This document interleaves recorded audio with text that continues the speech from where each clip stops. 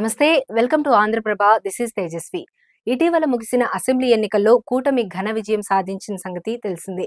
వీరి విజయానికి ఎన్నికలకు ముందు కూటమి ప్రకటించిన ఉమ్మడి మేనిఫెస్టో కూడా ఒక కారణం. వృద్ధాప్య పింఛన్ 4,000, దివ్యాంగులకు 6,000కు పెంచుతామని, ఏప్రిల్ నెల నుంచే పెరిగిన సామాజిక భద్రతా పింఛన్లను అందిస్తామని కూటమి హామీ ఇచ్చింది. పెరిగిన పింఛన్ జూలై 1వ తేదీన అందించేందుకు అధికారులు కసరత్తు చేస్తున్నారు.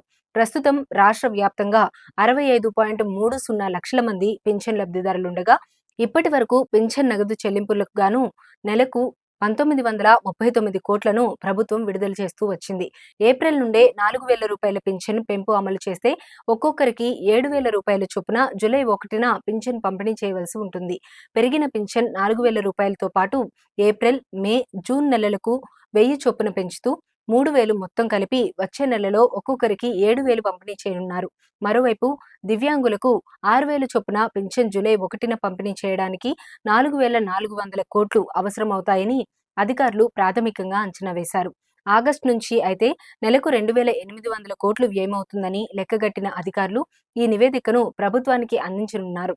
అదేవిధంగా దివ్యాంగ పింఛన్దారులు రాష్ట్ర వ్యాప్తంగా 8 లక్షల మంది ఉన్నారు. వీరికి ప్రస్తుతం 3,000 పింఛన్ అందిస్తున్నారు. వీరి పింఛన్ను 6,000 రూపాయలకు పెంచుతామని హామీ ఇచ్చారు.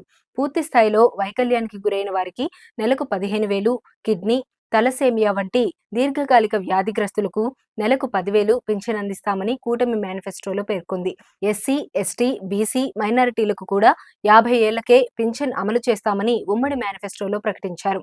ఈ సామాజిక వర్గాల్లో 50 ఏళ్లు పైబడిన వారు ఎంతమంది ఉన్నారు అనే వివరాలను కూడా సమీకరిస్తున్నారు.